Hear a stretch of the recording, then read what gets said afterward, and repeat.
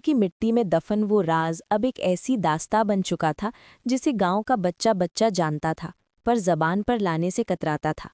अंजलि की रूह अब केवल एक परछाई नहीं, बल्कि उस गांव की नियति बन चुकी थी। बेलपुर का नाम सुनते ही रूह काम जाती थी। वो गांव जो कभी अपनी हरियाली के लिए जाना जाता था, अब अपनी सूखी मिट्टी और पीपल के उस बूढ़े पेड़ के लिए कुख्यात था, जिसके नीचे रात के 2 बजे के बाद सफ़ेद लिबास में एक औरत बैठी दिखाई देती थी। अंजलि की शादी को 8 साल हुए थे, पर वो घर उसे बहू नहीं गुलाम समझता था। तेरे बाप ने क्या दिया? 2 बर्तन और पुरानी अलमारी। जैसे तानों से शुरू हुआ सफ़र शारीरिक प्रताड़ना तक जा पहुंचा था। शादी की कई साल बीत गए, पर घर में कोई किलकारी नहीं गूंजी। रघुवीर और उसकी मां शांताबाई ने अंजलि को बांझ घोषित कर दिया था, जबकि असलियत ये थी कि रघुवीर की शराब और मारपीट ने अंजलि की शरीर को अंदर से तोड़ दिया था। एक दिन जब अंजलि को पता चला कि वो मां बनने वाली है, तो उसे लगा कि शायद अब सब ठीक हो जाएगा। लेकिन उसकी ससुराल वालों को बहू नहीं, बस वारिस चाहिए था। गर्भवती होने के बावजूद अंजलि से दिन भर भारी काम कराया जाता और खाने को बस बासी रोटियां दी जाती। एक सुबह जब अंजलि डॉक्टर के पास से लौटी और थकान के कारण खाना गर्म नहीं कर पाई, तो रघुवीर ने उसे इतनी बेरहमी से पीटा कि उसकी कोख में पल रहे बच्चे और उसकी जान चली गई। पुलिस और बदनामी के डर से रघुवीर ने अंजलि को बिना किसी अंतिम संस्कार के रात के अंधेरे में खेत में गाड़ दिया। महीनों बाद शहर की चकाचौंध में रहने वाले आर्यन के लिए ये सब महज मनगढ़ंत किस्से थे। वो एक पैरानॉर्मल इन्वेस्टिगेटर था, जिसका काम ही भूतों के अस्तित्व को नकारना था। आर्यन अपनी पूरी टीम, कैमरामैन समीर और साउंड रिकॉर्डिस्ट तन्वी के साथ बेलपुर पहुंचा। गाड़ी जैसे ही गांव की सीमा में दाखिल हुई, अचानक इंजन ने दम तोड़ दिया।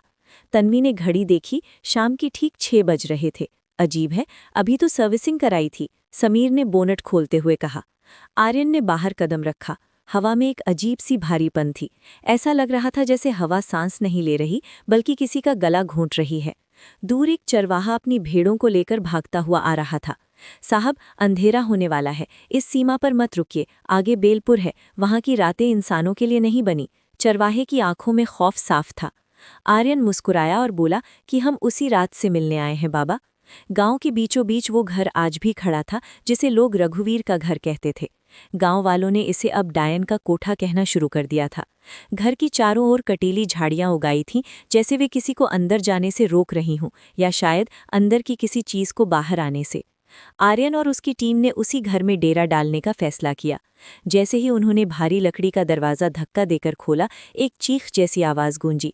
वो दरवाजे के कब्जों की आवाज़ थी, लेकिन तन्वी को लगा जैसे कोई औरत दर्द से चिल्लाई हो। अंदर का मंजर डरावना था। रसोई में वो चूल्हा आज भी आधा टूटा हुआ था। दीवार पर खून के कुछ सूखे धब्बे थे, जो वक्त के साथ काले पड़ चुके थे। ये वही जगह थी जहां रघुवीर ने अंजलि को बेरहमी से पीटा था। आर्यन ने समीर को नाइट विजन कैमरे फिट करने और तन्वी को ईएमएफ मीटर ऑन करने का निर्देश दिया। अचानक ईएमएफ मीटर की सुई पागलों की तरह नाचने लगी और लाल लाइट जल उठी, जिसका मतलब था कि वहां बहुत तगड़ी इलेक्ट्रोमैग्नेटिक एनर्जी थी। रात की 11 बजे पूरा गांव सो चुका था, या शायद डर के मारे दुबक चुका था। खंडहर के अंदर सन्नाटा इतना गहरा था कि आर्यन को अपनी खुद की धड़कन सुनाई दे रही थी। तभी ऊपरी मंजिल से टप टप की आवाज आई, जैसे कोई गीले पैरों से चल रहा हो। समीर ने कैमरा ऊपर की ओर घुमाया। सीढ़ियों पर छोटे बच्चों के पैरों के निशान उभर रहे थे। धूल भरी सीढ़ियों पर वे निशान ताजे पानी से बने लग रहे थे। जब वे ऊपर पहुंचे तो वहां एक कमरा था, जिसके दरवाजे पर अंजलि लिखा हुआ था। कमरे के बीचों बीच एक पुरानी लकड़ी का पालना अपने आप झूल रहा था, और उस पालने के पास बैठी थी वो औरत। उसकी पीठ उनकी तरफ थी और लंबे काले बाल फर्श पर फैले हुए थे।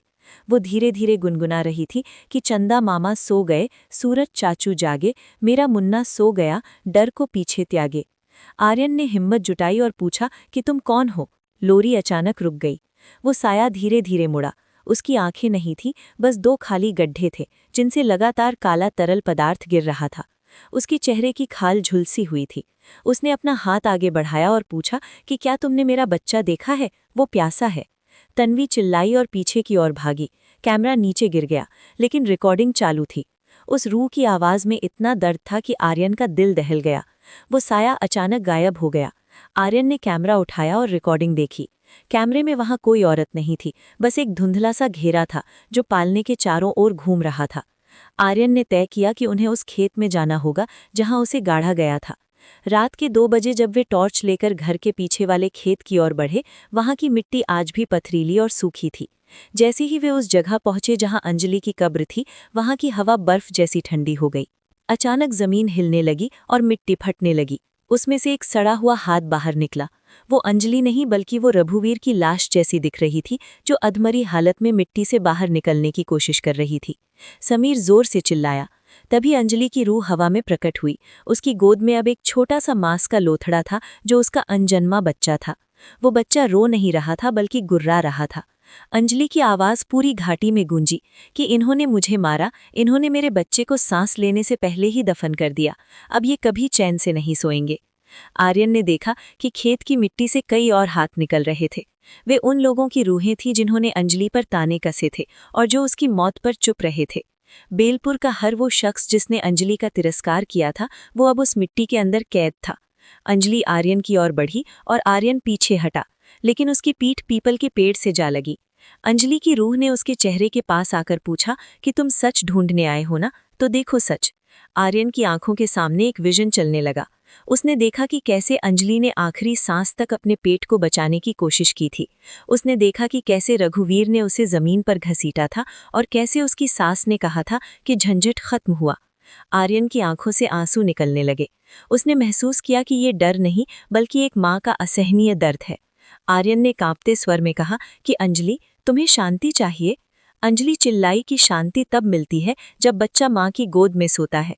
मेरा बच्चा तो मिट्टी खाता है। उसकी चीख से पीपल के पत्ते झड़ने लगे। आर्यन को समझ आ गया कि ये रूह तब तक नहीं जाएगी जब तक उसे वो सम्मान नहीं मिलता जो जीते जी नहीं मिला। उसने गांव वालों को इकट्ठा किया। सुबह होते ही गांव के लोग वहां जमा हो गए और आर्यन ने उन पर चिल्लाते हुए कहा कि तुम सब ने एक निर्दोष को मारा है और तुम सब उसके गुनहगार हो। गांव के सरपंच ने शर्म से सिर झुका लिया। आर्यन ने अंजलि की अस्थियों को सम्मान के साथ निकालने को कहा। पूरे विधि विधान के साथ अंजलि और उसके अनजन्मे बच्चे का अंतिम संस्कार किया गया। जैसे ही चिता को अग्नि दी गई, आकाश में काले बादल छा गए। चिता की लपटों के बीच गांव वालों ने देखा कि अंजलि मुस्कुरा रही थी और उसकी गोद में अब एक चमकता हुआ बच्चा था। वो साया धीरे धीरे धुएं में विलीन हो गया। आर्यन और उसकी टीम बेलपुर से निकल गए। गांव अब शांत था, लेकिन वो सन्नाटा सुकून वाला नहीं था। महीनों बाद आर्यन ने वो रिकॉर्डिंग देखी जिसमें चिता जलने के समय एक छोटी सी आवाज सुनाई दी कि माँ, क्या अब हम खेल सकते हैं। आर्यन का कैमरा जूम हुआ और उसने देखा कि चिता की राख पर एक छोटे से बच्चे के पैरों के निशान बने थे जो खेत की ओर जा रहे थे। आज भी बेलपुर के उस खेत में कोई फसल नहीं उगती, लेकिन हर साल उसी दिन वहां एक छोटा सा सफेद फूल खिलता है। लोग कहते हैं कि अंजलि अब किसी को डराती नहीं, लेकिन वो उन लोगों पर नजर रखती है जो अपनी बहुओं पर जुल्म करते हैं। बेलपुर की गलियों में आज भी हवा सांस लेना भूल जाती है, पर अब वो डर से नहीं बल्कि एक भारी पश्चाताप से भरी होती है।